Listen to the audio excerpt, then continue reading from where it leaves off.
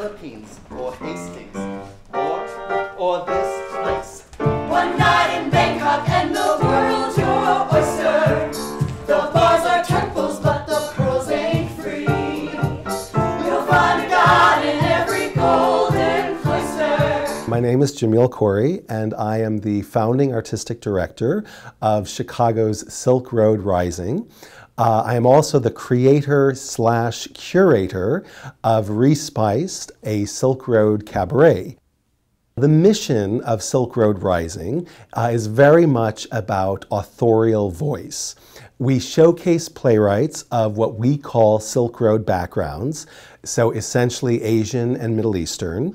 So Silk Road Cabaret, Respiced, is flipping the mission, and it's about the West looking at the East, particularly American and British songs, and also literature that are somehow gazing upon the East, for better and for worse. And it's really grappling with a history of representation that is anything but self-representation, but putting it in the hands of artists, particularly singers, performers, of Asian and Middle Eastern backgrounds. So there's a certain irony to this piece, and there's a kind of reclaiming and repositioning.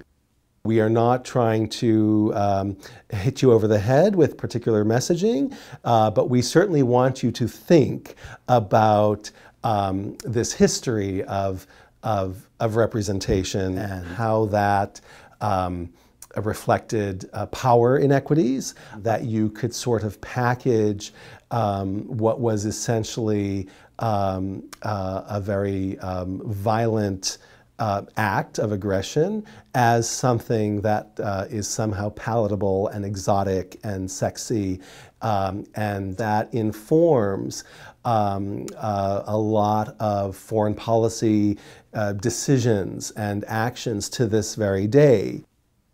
Ideas that are communicated to us through art can become wonderful guides in terms of understanding, or they can become powerful sources of disinformation and misinformation, and they can really distort our knowledge of peoples from Asia and the Middle East.